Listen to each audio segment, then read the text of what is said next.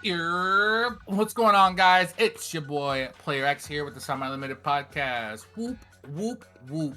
Just want to thank everyone here for listening and returning back for another episode of the podcast today. I appreciate you guys and all the love you guys have been sharing online, whether it be on our Twitters, our YouTube, our Spotify, our distributors, all that stuff. You guys have been showing mad love. We were the top podcast for 40 plus viewers, and we can't thank you guys enough. Can't wait to make 2024 our better year. So with that being said, we got a whole lot in the docket today. I got a returning guest, but for the first time this year, I'm gonna get them into the mix. But before we get into all that and all the fierce competition we're gonna be talking about, let's get through all the bullshit. So with that being said, please go to our Linktree link in our description box below, following all of our social sites. You'll click that tab, it'll bring up everything as far as our Twitter, our Instagram, Facebook, you name it, we're on it and we are there. So you can go there, click follow, subscribe, hit the bell notifications, follow, whatever the fuck you got to do to get notified. Because when we hit our goals, we be giving away to you guys.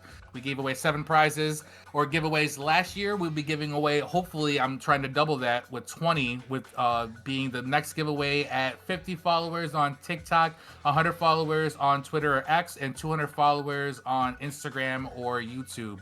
Our sponsors over at Unplugged Gaming, who will be shouting out in a bit, have given us graciously a box of Phantom Nightmare that I know you guys are all clamoring for to give away to you guys all for listening. So we'll probably do that at 100 Discord followers. I think we're at 93 or 94. So be sure to click that Linktree link down below to join our Discord and be a part of our community there, and as well as enter yourself into the raffle, because it'll be given to one of our exclusive members, and they'll be able to receive a copy of the box from our sponsors over at Unplugged. Speaking of them, shout outs to Unplugged Gaming and Manlius, New York for sponsoring the podcast with such giveaways. You could also be sure to join their Discord server in description box. It's be a little bit below ours, and to join all of their TCG communities, whether it be Pokemon, Magic, Yu-Gi-Oh, whatever it is, whatever card game, board game desires that you guys want to play. They got it down there into their Discord, and they have the community ready for it. So be sure to go down there, communicate with everyone, maybe talk to somebody about a trade, meet up there locally, and if you show up in store and get anything, be sure to mention that the boys over at the Semi Limited Podcast sent you, and they'll be sure to hook you guys up. Also, you could be sure to catch Brad, aka Mr. Perfect, live streaming on Twitch every Saturday night at 11 p.m. Eastern Standard Time. So be sure to catch him out in Twitch land, where he will be doing his deck theorying, his testing, some Master Duel grinds, maybe some OTS Championship or regional testing. We've really been cooking up for this new format, so be sure to catch him on his streams out there. Last giveaway was on his stream. We also give him things like mats and other OTS packs to give out to his stream watchers, so be sure to catch one of his streams every Saturday night, again at 11 p.m. Eastern Standard Time. That's the East Coast of the United States for those who are outside of it. With all that being said, I think we're getting faster with that. I think it was only like 3 or 4 minutes. Getting into today's episode, I just want to talk about a couple things, but before we do that, I want to bring in our guests for today. You guys have heard all their voices before last year, if you guys have been listening since our birth year of 2023. They've been on and off the podcast various amount of times, and I love having them on. They're our brother-sister podcast over there in New York City. And without any further ado, I'd love to introduce them. You got Heart of the Podcast. You guys can introduce yourselves as you guys want. Hey y'all, it's Mel from Heart of the Podcast. I'm Nicholas. I'm better than Joe, and Vanquish Soul is bad. This is Joseph. This is Joe. Nothing That was good. less. That was good. That's right. How are you guys tonight? All good? All good? We're acting a bit chaotic, it seems. No, it seems no. like that. That's why I love having you guys on. It's I've always never- a fun episode when I have you guys on. I've never been chaotic. Name one time, Mel. One time. No, every time you talk about heroes, it's chaos. You summoned Chaos Angel like 2 weeks ago. Shut up. Literally epitome of chaos.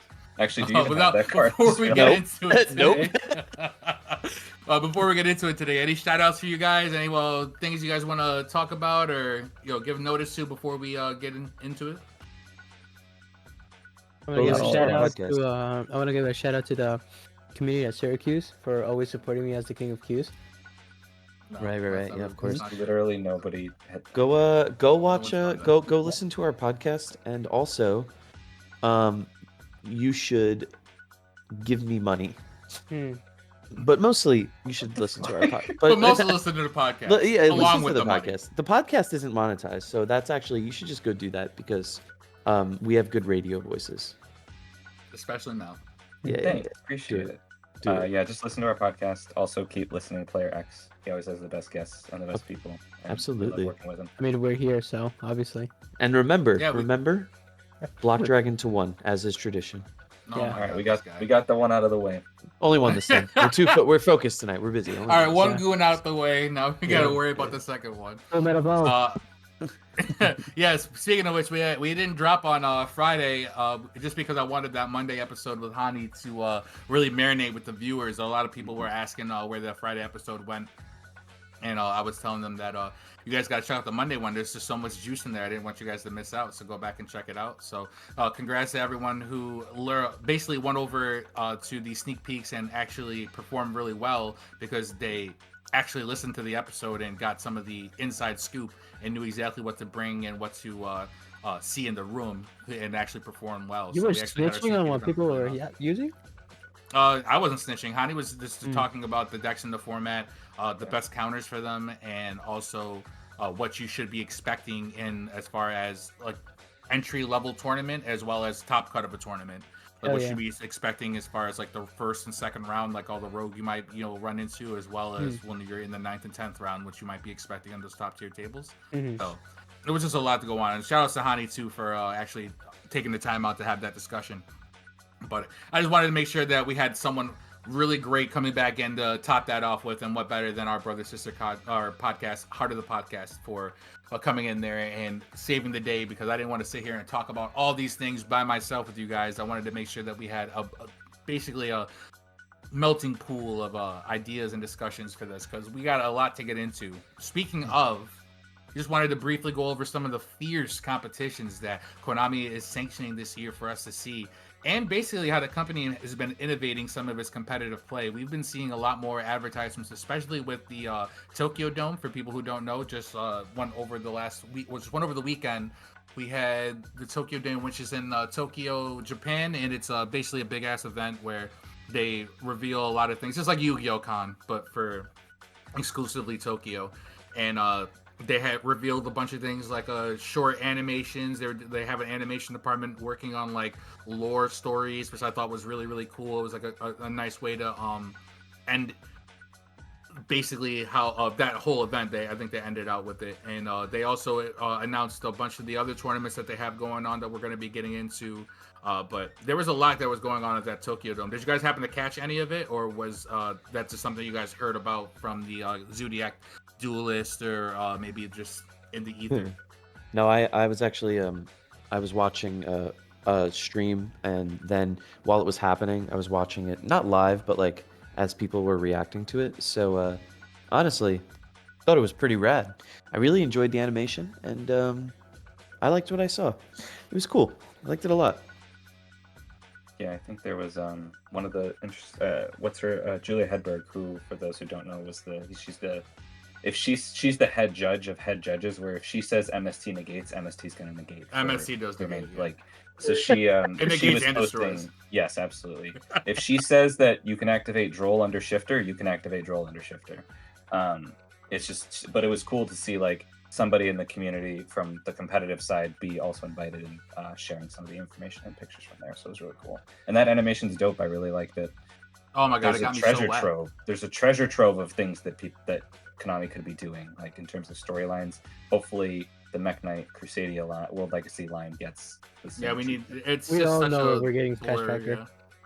There it was teased at the end. there wasn't even a hero appearance, which I found a little offensive, but that's okay. Come on, they have a whole anime on the hero. Like I know yeah, there's a they have whole I know section. there's a whole anime. There's literally a whole arc, like a whole arc. Yeah. But yes, It's like being upset that there's not a Dark Magician one. Like, bro, you have a whole literally multiple seasons where your heroes got the best treatment. I actually just will not apologize. He kind of forgot about it. Like I straight up. That's will why I'm not mad. apologize. There's no Cyber Dragon. I want to see how the Cyber Dragons were all. He should have made. been there too. Cyber Dragon is a. Someone's got to explain Cyber Emergency to me, because I don't understand what the fuck the Jet has anything to do with Cyber Dragons. It's So a future someone card. needs It's to like explain that it's shit. a future card. It's like the Necros trap that will eventually come out probably one day. Yeah, but it works for Drytron too. What the fuck? Yo, that Well, new that's limiter fair. removal art though. Yeah, that shit looks dope. yeah. The all arts were also released for people who don't know too, and some of those all arts were dope. All the charmers getting all art. Yeah. It's true. What was it? You said the fusion card gets an all art. It's there's a bunch of it. This is a smorgasbord for those who want to look into it. A new art. Shut up. Oh my god. God. All right, that's the I would have knew him. second one out of the way. Yeah, for real. The second one, there's the second one out the way. But the animation. So the thing is, like, and I guess this is still up in the air. I would be interested in, like, if that actually turned into like short, 4 or 5 episode little mini arcs with actual, like, stories from the cards. I would watch that. I would actually watch that because I haven't given a shit about a Yu-Gi-Oh anime probably since 5Ds. Like, I just don't care. I didn't care about Sevens at all, not even remotely, and I don't care for Vrains. I just don't care. But if they had I would be more inclined to engage with like the Yu-Gi-Oh product if they were like, hey, here are some mini storylines based on arts from cards that are really popular. I would probably actually watch that. I would take the time out of my day. Branded would be insane. Yeah, it would. Yeah. That Albaz Dogmatica shit. Yeah, that would be pretty. Yeah, that'd be pretty cool. Or like they put extra detail into that too. Yeah, or like a little 5. Like you could do. There's so many that you could do. There's Albaz. There's the World Legacy stuff. There's the Visa Moki. You can even have silly ones like the Melfies or Moki Moki. Yeah, it would be cute. I would actually watch it. And did you notice that they followed up the Melfies with Zeus? I did. With the Gundams, you mean? Yo, see, that's the thing. Like a Zeus, like Typhon, like Gundam shit. I would be so fucking on board for that. God, so is Kevin. You all need to call Typhon and Zeus what they are, which is Kevin's new deck that he's built. 3 and 3. You don't need. Yeah, I already had it out, bro. I already anything had else. it out. Nah, but Zeus, 1 Typhon. He said obviously 3. I'm like, nah, you can't afford it. Typhon, I got Typhon for I got Typhon and Little Knight for really cheap. Like the month they came out, I was like, I put them both in my cart and I was like, $90. That sucks. All right. And then look at me now, boys. Look at me now. Look how much I've plus. That's what Chris Brown said. Look at me now. I'm getting cheaper. I didn't, but I didn't have any regrets. No, absolutely not. And those animations were low key crazy. I want to see more of those and longer. I would watch. I told my other group chat. Shout outs to the group chat that I be fucking with over on the iPhone group chat. That I was like, basically, I would if they put like a subscription platform where like they would have subscribers come and they can like watch like and almost like you ever watch something on Netflix called Love, Death and Robots. Yes. Where they have like 7 to 10 minute shorts, but like every episode is something different. They can do something like that, or they're just doing like 10-minute archetype, either descriptions or maybe like adventures of the archetype that we already know about and shit like that. They teased the Sky Striker Ray versus Sky Striker Rose. I thought it was kind of cool. Like, although like obviously it's an overplayed archetype, but I think that's something that we would really go down as something that big. That's something that I would really give a fuck about and would pay to see. I agree. It would be cool. I think it. I don't know. I love it, but at the same time, I'm like, why? Soulful Cord got so much video time. They did.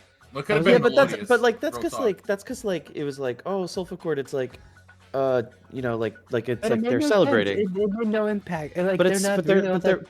Not well known, they're not hey! It made an impact in our hearts. They're celebrating, Joe. Like a big anniversary. It's like a celebration. That's my big concern with sort of this Chronicle style is just like we're only doing it for 25th anniversary. I really hope that they keep up with it. In another 25 years. Yeah, that would suck, right? I mean, like Yu-Gi-Oh. What I really wish, this is kind of like straying a little, but as cool as those animations were, I also really wish that like Yu-Gi-Oh currently, like some of the top meta stuff is in desperate need of reprints. And I know it's like short notice, but I think it would make everyone really happy. It would make me really happy. Like imagine how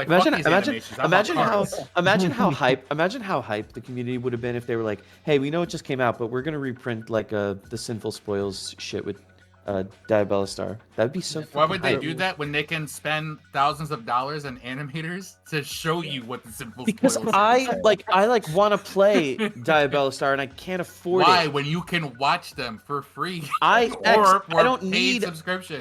If I want to look at a woman's thick hips, I don't need to play Yu-Gi-Oh. There's infinite content. This I'm would just only be saying. coming out of my mouth. I don't know why it's coming out of yours. All right, that's the second, There's the the third second one of the now. second one. All right, strike three, babe. All right, but getting into today's episode, because like I said, we're talking about these fierce competitions. The first one I wanted to talk about is something that's going to happen later on this month, in the month of February 2024, and that being YCS 3v3 team Las Vegas.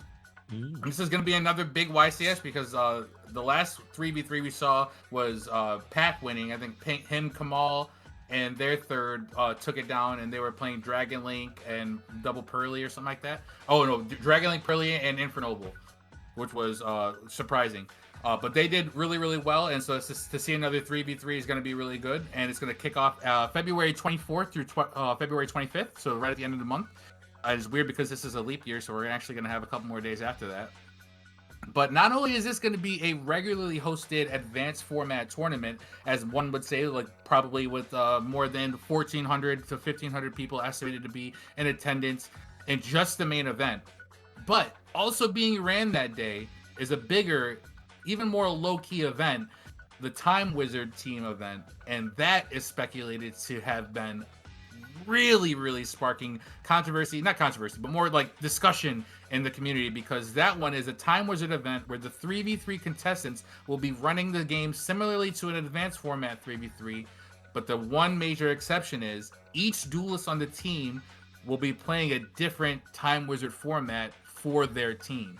Meaning, player A will be playing a GOAT format, which is July 2005 format. Player B will be dueling an Edison format, which is April 2010. And then player C will have to duel in Plant Tengu format, which was September in 2011.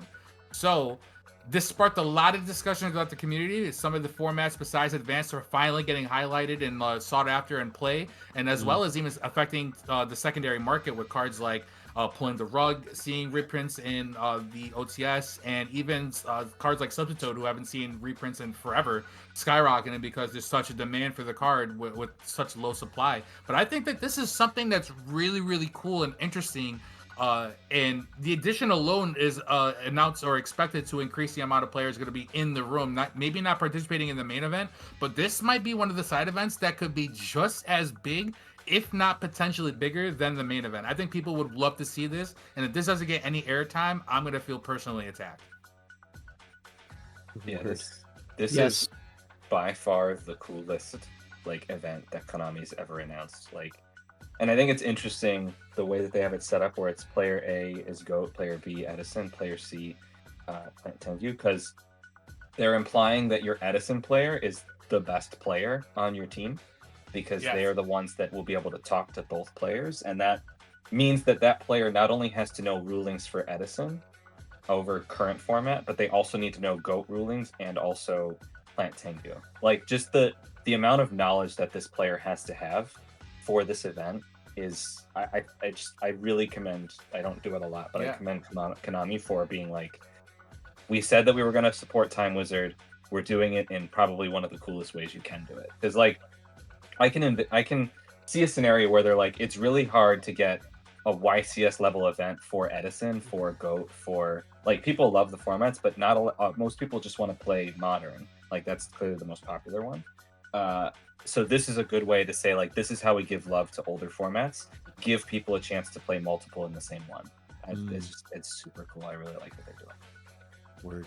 Agreed. Good to see it, honestly, because Time Wizard is one of those unique things that we have in Yu-Gi-Oh, and I'm glad to see Konami give it a little love, No, even just to piggyback off of what Mel was saying, not only do you need to know all three of those decks that you're playing, but you need to know all three formats, all three card pools, all three ban lists, all three tech cards. You know what I'm saying? Keeping all of that knowledge in your brain and being able to influence not only your duel, but the duels of your partners as well. That's a lot to carry on yourself. To be so far into the advanced format and on the brink of a potential another tier 0 format, and have all that excitement and all that hype and all that bubble right about the pop, and then now you're telling me you got to go back and learn 3 prior formats, and you got to learn them enough to play an entire YCS. That's crazy. That's crazy. That's a lot of information. Yeah, you've got to be super into those older formats. But that's the thing.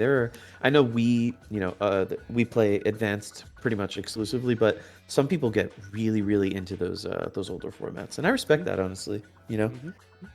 I would be if I just had like more time and just more time, frankly, I would really be interested in playing probably Edison, but also I would play toss format. No one seems to like that, but I like all four of I those love decks. toss.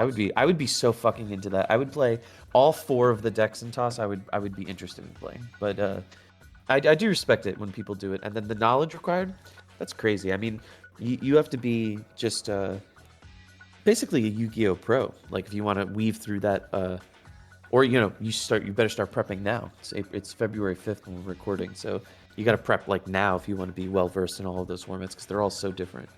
Mm-hmm. Yeah. I feel like there's. Mr. Quiet Guy. No, Well, I don't have a lot to say about that time format. I don't like advanced. I'm too cool for school. He wasn't born when GOAT was around. Yeah, you have to take into account I'm still 19, so. That's right. Oh Shut God, the fuck up. I Jesus can't hang out with Christ. you. His I age literally takes can't hang out with you. This lying motherfucker. I hope. I was trying to find it. I can't find it. I hope that the prizing for this tournament is A, unique, and or B, something that like Time Wizard people would appreciate. Yeah, that are playing, relevant to the format. Right, like maybe an alt art of like a very popular Edison card or a GOAT card or something. Just because I feel like I really hope it's not just like, oh, you win a box. Like I hope it's something that's a little bit. Yeah, here's your better. Nintendo Switch. Yeah, with a game that they haven't updated in years. Well, I mean, Yu-Gi-Oh's always had a problem with prizing, honestly, but yeah. Yes. So I hope that I think it's cool. I hope that they continue doing stuff like that, and I hope to see more of sort of innovation because this feels like a very innovative style. Like, and as far as I know, I don't know a whole lot about Pokemon, but I think that this is a unique space that Yu-Gi-Oh can hold because they do have older formats that they support a lot, whereas like a Pokemon and like Magic has 12 formats that they support, so it is what it is. But I feel like that's a pretty cool way to do it. Again, is like I hope that there's a big enough turnout for this that they decide like, okay, let's tackle a couple of other formats. Like, maybe ask the community like, what formats are you looking that you would come to play in? Also, give us a YCS on the East Coast. Like, when's the last time we had one of those? Jesus. Feels like never, to be honest with you. Yeah, big facts though, big facts. So you know what I don't understand either. I think we've actually talked about this. It would be such a slam dunk for Konami to openly just say like, here's a box. Like they you know what they could do? They could release. What are the three popular alt formats? There's GOAT, Edison, and is there one I'm missing? Tengu. I know people like Hat, right? People like Hat format a lot. One. Think you can do something? I mean, just to kind of tack on to what Nick said earlier, I think you could even do something like, let's take the three best tier 0 decks. So let's say someone plays Dragon Rulers, someone plays Tier Elements, someone plays Zodiac. What was it? Zodiac or something like that. Yeah, exactly. Or any of these other tier 0 decks. Gumblar, whatever it was. You know what I'm saying? But like, we'll play that Yeah. format and we'll be like, all right, this is tier 0 and this is the best of the best. How much do you remember? You know, and let's be on tier 0 shit. Because I think they bring back the tier mirrors for the people who just been clamoring for it because they were interesting to say the least. I didn't enjoy playing in that format, but watching it was interesting to say the least. Watching all those effects go off, the crazy casino of mills and oh my god, the hype of it all was kind of interesting. I'm not gonna lie. It did contribute to it. Can you imagine the pendulum mechanics still being unnerved with the decks that we have now? How much like pendulums do get splashed? Like imagine pendulum tier elements. So what I'm saying is this, right? So like these are cool ideas. So you know what would be really interesting is if Konami just said, look, we're gonna release a box. The box is gonna be called Time Wizard fucking GOAT format, except they wouldn't call it that, but you know what I mean. And then in that box would just be all the cards that people need to play GOAT, because some of them haven't been reprinted in eons. Like Metamorphosis, for example, has like 3 prints. I just looked it up because I was curious. Or you could have like a box and just say it's got GOAT product, or this one has a Edison format stuff. Like that would be such a slam dunk. I truly do not understand why they don't do that. That seems to me to be literally leaving money on the table. Like I don't get that. It also slows down the format now, which I would Also 100% agree. Like, we tried to get a group of people to play, what's it called, Edison, but the main thing with me was like, look, like I just like, I know it's cheap, but I still don't want to spend the money on it. But if Konami was like, here's $30 box, it's got Edison staples, I'd be like, well, I could play Edison. Like that's so little effort. I would do that. I kind of wish they would do something like that. Like I said, I truly don't get the reticence. That's really weird. I'm gonna be honest. I was trying to play Edison, and then I picked the lights ones because they were nostalgic. And then I found out I only get to synchro summon maybe one time out of 10 games, because my only tuner monster is Plague Spread Zombie, and I've never seen him, and I was so upset. My extra deck is for nothing. It's a bummer. Yeah, it's a bummer. Hey, but boy, I mean, but I guess, but they would make so much. Man, they would just fistfuls of money. They would get fistfuls. Yeah, that would be something that I would also like to see, even if it is just to bring reprints to cards that are super old or only have one printing, or the secondary market I've already touched. But that's again another hit to the secondary market that I don't think that those motherfuckers can survive. We might just implode the market on some real shit. That they're surviving off of these fucking high end single print cards that are just going $10 commons that just go for absorbent amounts. They just need these. They're fiending for them.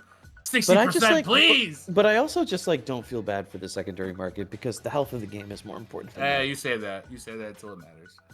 When I'm trying to buy a house later in my life, be like, oh, I got these cards. Exactly. It's the same. I don't care about buying a house now until you go and find out what it's gonna be like later. Yep. So.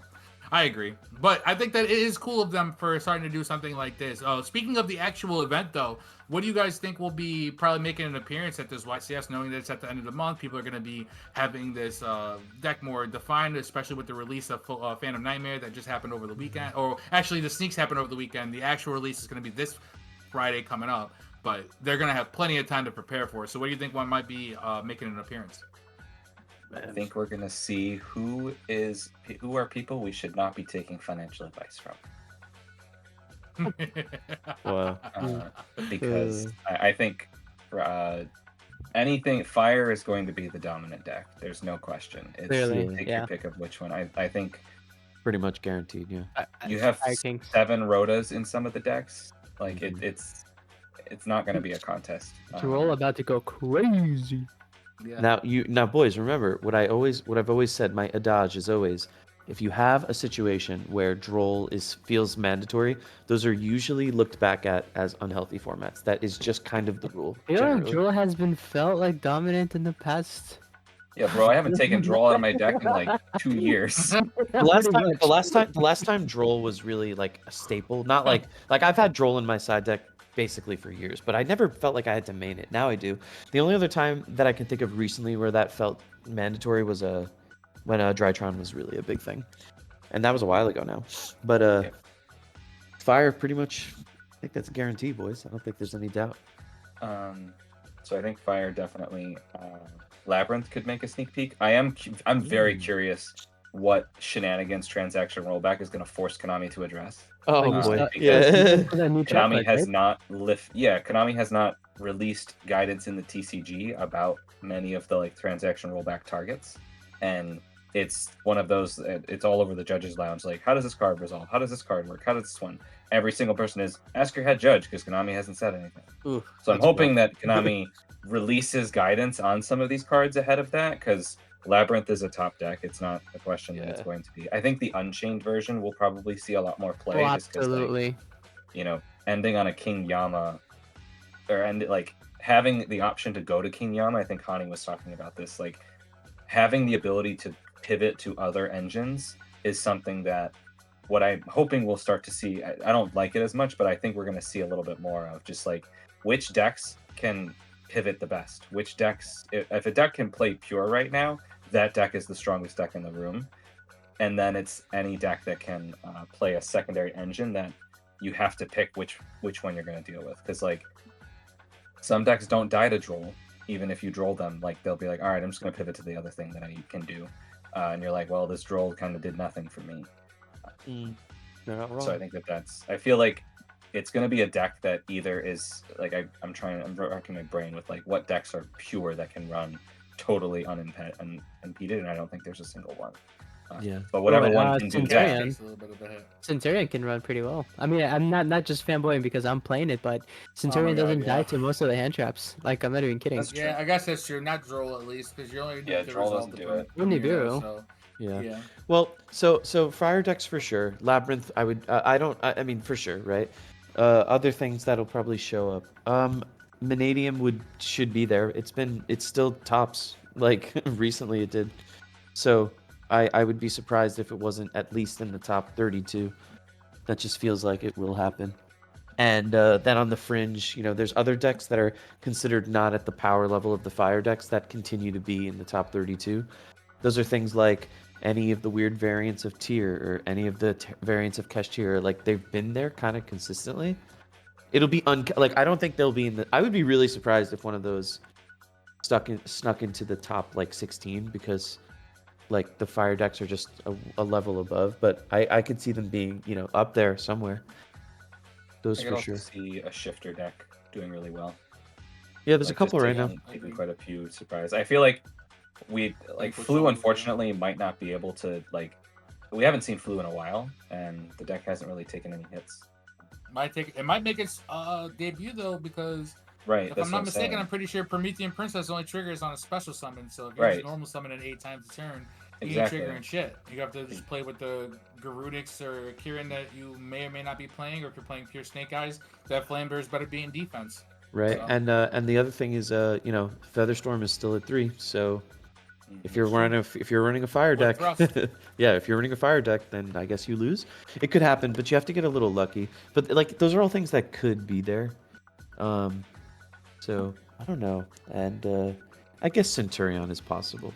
I've actually been joking aside because I teased Joe about it. I've been underwhelmed by Centurion's performance because it's been in tops, right? Occasionally here and there, but not to the extent that I thought it would be, and I'm actually honestly a little surprised. Really it just comes down to does your deck lose the calamities? All right, cool. Can they make calamities? Did you disrupt them enough to not make the Synchro 12 on their turn? Then you probably are winning that game. If they can stick the calamities and you just lose to it, you don't have in-hand or in-graveyard effects to activate like Orcust and shit like that, then you're probably not having a good time anyway. So it doesn't stop you from playing the game. It does stop you from activating cards, but you can still link climb. Cards or decks like Horus, which can just bring themselves back inherently. They don't have to trigger. They don't activate. They're just big bodies that come back every fucking turn. Cyber Dragons. Cyber Dragons have a chance because they OTK. They don't really activate many cards on the field besides a couple search cards. But a lot of them's in the hand. It's Galaxy Soldier in the hand. A lot of them are just graveyard effects that are activating when they get sent. Linking shit off, using contact views I don't need to activate for, shit like that. So if I can stick one Clockwork Knight before you stick the calamities, I think I'm gonna have a fine time. I don't think it's gonna matter too much. But I think other cards like Orcus will be around. Horus is definitely gonna be around with the addition of the Phantom Nightmare cards. I don't know if you guys have played against it, but I played against the new Horus shit with the new field spell, the new monster, and with the utilization of the trap card that they already had. That shit is over fucking whelming. That trap card is not once per turn. It is once per chain. And every time you activate something, they're bringing back a Horus monster from their hand or their graveyard. And that shit is ridiculous because you can just keep bringing them back. Every time you out one, so I'm not only building my Horus lineup, but as soon as you try to out one, I'm triggering all of them as is. And as soon as you send something of mine, they activate a new one in hand that specials itself when something's sent, and you board wipe the field. Send everything on the field to the grave. It's what the fuck? That's crazy. Yeah, I can't say I have. It's because it's so new. Yeah, someone's gonna base a deck around it now. I don't think it was at a power tier to be a whole deck by itself before, but I think now it'll be something used in an engine. Yeah, like Horus Pure, more pure. You mean? Yeah. More like level 8 spam. They could play the danger package, maybe cards like trade in. Yeah. It's sad that the new one doesn't special from the graveyard the same way the other ones do with the sanctuary, but it specials from the hand when something needs to get sent from the field. Also the field spell also counts as field or King Sarcophagus. So if you can get to maybe a terraforming, a set rotation, metaverse, even something like that, where you can kind of put a King Sark out and be able to utilize all these names coming back, crazy. Also, just for what it's worth, I feel like we've all forgot.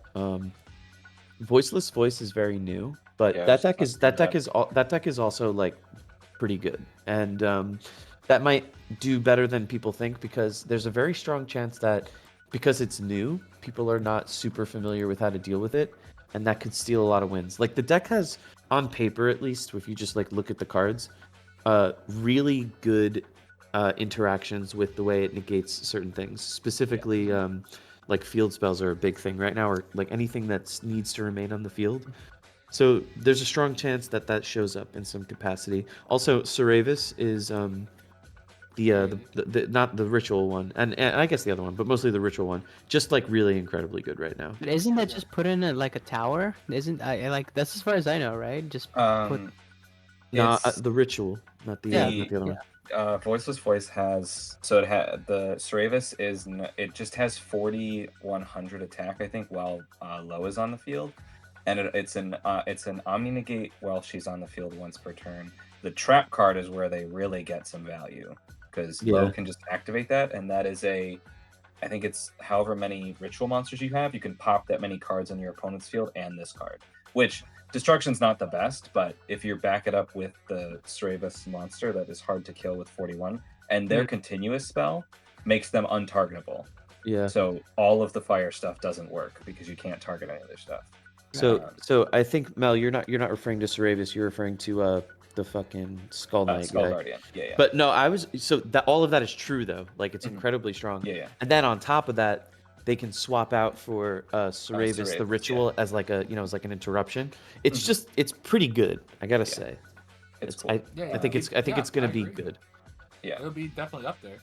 I think the other thing that I was thinking is any deck that can put out a barrier statue is good. That's not the fire one is going to be good against fire because what are you going to do? Like Labyrinth can bring out the dark barrier statue, and if like fire is going to you have to then go straight to Little Link Rebo and SP that shit away. Yeah, that's all you can do. And meanwhile, Labyrinth's like, okay, now I have 4 traps you have to deal with.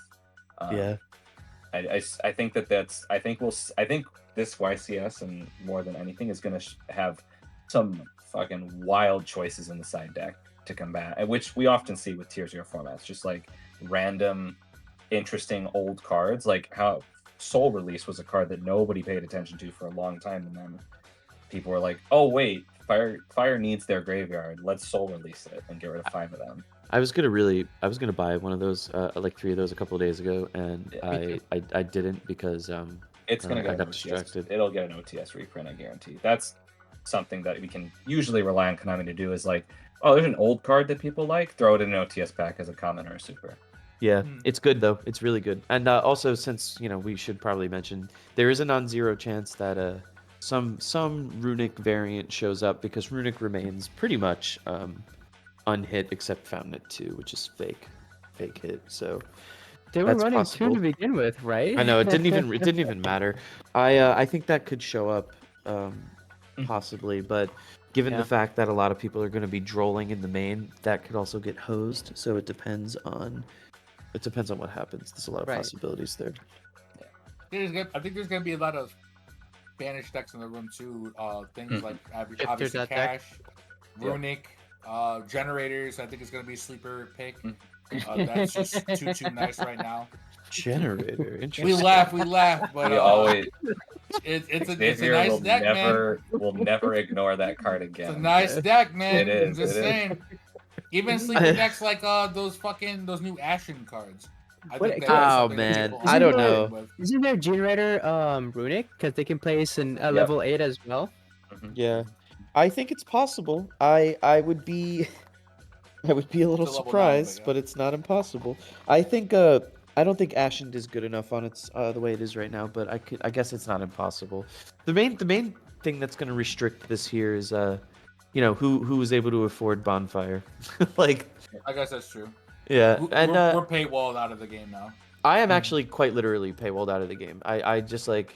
I'm like, well, that's fine. I mean, that'll resolve itself eventually. I've actually, what's interesting? All the time I've been playing Yu-Gi-Oh! Since we started again, I've actually never felt that way about being paywalled out of the game, because it's actually never been like this. Yeah. But, I sold my wanted stuff because I was like, I'm not Infernoble's not gonna play this, right? Like, I'm not gonna play Infernoble, so I'm just gonna sell all this stuff because it's at its super high price right now today. Right. Yep. It's expensive. I'm hoping this issue gets resolved. I like held off. I was gonna buy a voiceless voice core, and the reason I didn't was because Price. it was yeah. I mean, it was $250, which is honestly like pretty good deal for what they're going for right now in pre-sale. But I was also like, even I so, wouldn't say that. I think even you so, with dodged it. $250. I don't know. Because the only expensive card in voiceless voice is low. Yeah. She's like at, $80 and she's at right 60. now. She's at 60 right now. Yeah. And then the next see. most expensive card is the Guardian, which is 16, 17. I kind of want to like save my money though, because I am deeply interested in playing Lightsworn if it's good enough in some variant. So I want kind to of play like Ashen. They look so cool. they do look really cool, but Thank you. It is cool. look It's cool. probably another mid deck, but it is really cool. But I think it might be. really- Well, it's gonna really be better cool. than Tistina, and I mean that's a I low agree bar with though. It's I like the agree. coolest looking archetype they have come out in a while Rock in Bane, for terms sure. of like realistic art style as It's opposed pretty to neat. It's got cool art. Yeah, I and like you can it. tell Rock you can tell it was Mountain, written a dog. I've been different saying artist. that rock archetype was super nice. War Rock. The Ashen, the War Rock. That's what they fucking were. Do you remember when War the Rock, baby?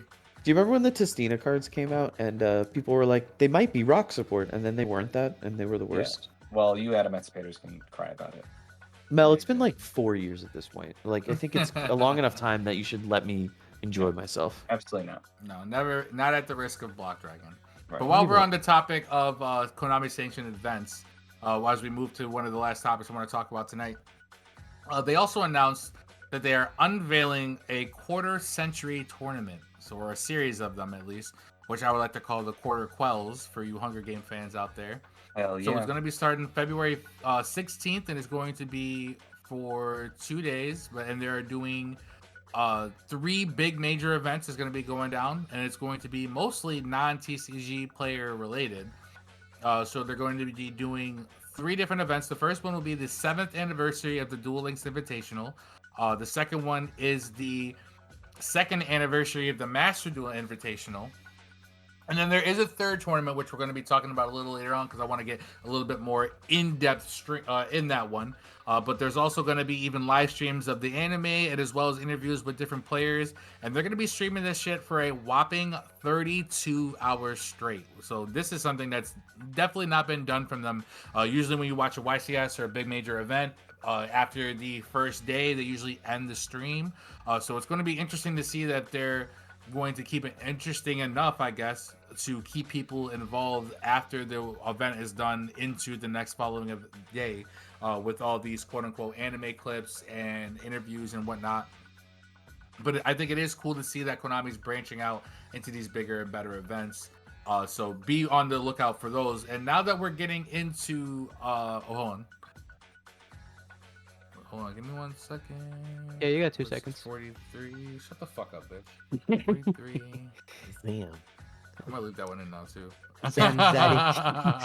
This is what goes on behind the scenes. I get abused. Oh, okay, yeah. It seems like Konami is really starting to branch out and get bigger with their events, even though that they're bringing us like relatively the same amount of events. That these are really like higher tier, more flashier. I would say more prestigious events, and I'm kind of loving it. Although I'm not an online duelist, I don't play Duel Links, I don't play Master Duel. I am still really delighted to see that all of their avenues of Yu-Gi-Oh are also getting their flowers, receiving their love from the community, and getting their time to shine with all the duelists that participate. Because I know that speed duels, definitely those tournament packs are like free money because no one ever goes to play, so those tournament packs are like scarce to come by, and the ultras that you pull in them are crazy money just because they're just so hard to pull. Yeah, no, that's valid, honestly. Konami also straight up ignored them in these announcements. Yeah, for real. It was like, just like a no. quick little, yeah, we're doing this too.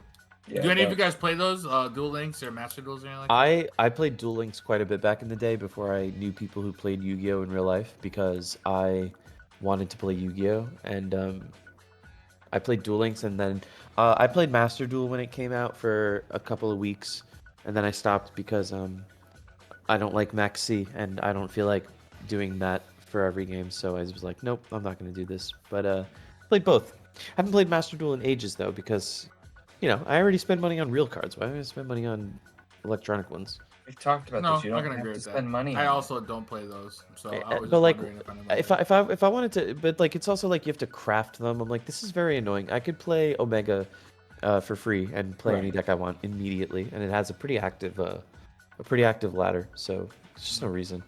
I think it's cool. I always love when Yu-Gi-Oh gets some extra attention. I think my one sort of critique of this is the way that you're inviting it's an invitational, but there was no way anybody could have tried to get in. It was like, and I get it, like Konami's reaching out to content creators to do it, but like the Duel Links one, you're doing a series where you're having Sunseed Jess learning how to play, and she's not one of the people. That's so strange. Yeah, I can agree. And like for like, it's cool to watch it for sure, but like, give me a chance to actually like get like that's what they did with the Master Duel one earlier, where it was like you get a chance, like people get a chance to compete, whereas now I'm like you don't get like nobody. If you weren't a content creator, you didn't get a chance to do it, or a pro player, and that just feels like. I hope that that's not what they continue. Like, do it for the first time, maybe, but make it clear that, like, if this is a thing you're gonna do, give people a chance to compete for it. Yeah, heard. And then, actually, speaking of competing, one of the last events that they announced is something that I really wanted to talk about with you guys. It's going to be something that I allured to in prior episodes. That they are bringing back the UDS. So they're bringing back what they call the Undisputed UDS Championship. And for those who don't know, UDSs, or Ultimate Duelist Series, are a series of elite and prestigious Yu-Gi-Oh tournaments where only the best of the best were invited to attend and participate in. These tournaments were extremely exclusive and really, really hard to get invited to due to like the process of how you had to get invites. It's not like something like a regional where you can kind of go to and you get top cut and you get your invite to a UDS along with your invite to nationals. No, you have to like top like multiple regionals or YCSs to even like be able to play. Like it's not like something that you can just enter your way into. So it's very, very prestigious, very, very renowned tournaments, and they happened to stop the series some time ago just because they started to do YCSs and things like that. But now that Konami has announced that the UDS is returning, players from all over can sit down and now watch some of the best minds in Yu-Gi-Ohs go head to head in like the best environment to do so. UDSs are known for the competitiveness. It was like the epitome of like top edge, high end competitive play. Unlike how YCSs are now, where it's kind of like more flashy, more let's get everyone involved. UDSs were very, very cutthroat, very competitive, very in your face, high competition, high pressure situations, and they were great to be around, at least for watching, because you get to watch the best minds at it. And I'm talking about heavy hitter duelists like Jeff Jones, Jesse Cotton, Shu Ping, Cameron Neal or Cam the Man, Andre Torres, Aaron Furman. Like all these names are already confirmed to participate in this event, and they've also been like headlining events for UDSs prior because, as I mentioned before, in order to enter a UDS event, or this one particularly, you have to still have and present your UDS belt, which you only got for winning a UDS series, which was a very vigorous, I would say, extended locals, but with only the best of the best players that are there. So it was like extremely competitive. It's pretty so cool. This is with this coming back, we've already had like all these names confirmed to play. Like I think it's 16 players in total, and like, a couple of the other names are still there. But this tournament will determine literally who is the best of the best of the elites. And I think that this is crazy. I think that this is like one of the best of the three tournaments that they could have announced that is going to be the most hyped. I think that this is probably the tournament of the year. Probably topping nationals, but not topping worlds. But this will probably be the second best, most competitive event of the year, bar none. Yeah, that list of players is like, bro, you want to learn how to play the game, watch that thing. You'll see some insane players. Innovators. They're all innovators. Yeah. Look at the name. Jeff Jones, like, innovated Sprite. Jesse Cotton, innovated Tier Elements and any other deck he fucking touches. Shu Ping, created Dragon Link. You know what I'm saying? Andre Torres, the pilot for fucking branded Despia before they even got their fucking structure deck. Like, it's crazy. These names are just like pilots. They're pioneers in the game. And I think that these are the competitions we really need to see. And I'm glad that Konami's bringing it back, because they not only I don't think they recognize it as an actual tournament if you like ask for like Konami's like sponsored things, but it's good to see that they're sponsoring the return of it, because I definitely want to see this, like the no holds bars, like best of the best John Cena in the fucking It'll be really clutch. cool to watch. Yeah, it'll be really cool to watch. Like I will probably dedicate time to like sitting down and like watching it on my television. Absolutely, exactly. I'd watch Like, this live. I pay to watch this. Rad. This is like the real minds of the game at work. It's like watching like I've watched plenty of YCSs and stuff like on streams, but and it's always a lot of fun, honestly, to like see people who are like incredibly dedicated and good at this game. It's like watching a sports event. That's kind of how I feel about it. Yeah. But exactly. it'll be really cool. That's really rad. It's exciting. And if I'm not mistaken, it also brought some players not out of retirement, but like some people we haven't seen play in a while, or like coming back in the lab. Yeah, like, bro, seeing all of them with their belts, I was like, that is the coolest shit. That's really cool. I really like I think even the concept that you have to bring your belt is like super like, I love it. It just gets me giddy on the inside, just because like some people when they win things like that will probably be inclined to like sell it or like, you know, pawn it off or kind of get some kind of monetary you know, amount for it. But to really respect and hold it for yourself because it's something that you like treasured, and then now you got to present it and possibly put it up for risk. Like, what? That's crazy. I got to give this belt up. I had this shit sit on my mantle for X amount of time, and I got to go fight to keep it. Oof. Imagine those who've won UDSs and turned it down. I think those are bitch-made motherfuckers. They need to, you know, get with the times and like let it go if it comes down to it. I think you need to argue for your shit. I think it's kind of a concept that if I compared it to music, I usually talk to artists all the time and I tell them like I think what we should do is unsign all of these people who have a deal and make them retry to get a deal. Like you have to go back to those record labels. You have to go back and try to pitch yourself. You have to go back with an actual launch plan. You have to go back with an actual market idea and a pitch, and actually with bars and actual music, and go back and like really do the shit. Half of them would fold, and I think this is the same way with this. You get a whole bunch of those UDS championships and or champions who've won in prior years, and they don't play traditional. They don't play the game anymore. Like they're gonna be way rusty compared to the people who are still playing, like Jesse Cotton, Cameron, Shuping, who I see them at fucking regionals all the time. I see Shuping literally at every single fucking regional. I don't even know how he's there. It's fucking there. If you go to bumfuck nowhere, he's there. I don't understand. Yeah. He's doing the world. He's got a YouTube series. He's got the world's point grind. Have you ever seen him hand shuffle? That is the fastest I've ever seen anybody hand shuffle. Yeah. Like that man's a machine. I played against him once at a 3v3 at Gamer's Choice. It was, I've said it to people, it was the closest 2-0 I've ever experienced in my life. Like we were fighting. The score doesn't show it, but we were fighting. I was like, bro, if I can just get this one card to resolve, and he was playing tier full power. He had Havness in hand, or he had what's the special summon from hand? Bounce a card. One of the Millers. I can't remember what it was called. They're all Millers. Kelbeck. He had Kelbeck in hand that when you special summon, he can special summon bounce it back. I special summoned Long One and he bounced it back, and I was like, I would have won there. And then he had 4 cards in deck and they were all tier elements monsters. Well, I was like, this is dumb. I hate this. So it is. Good games. Yeah, so I mean, this is gonna be, I think, one of the most hyped events of the year. I'm very, very anticipated to see it. As Nick said, I'm more inclined to take time off for something like this than I think any other YCS of the year.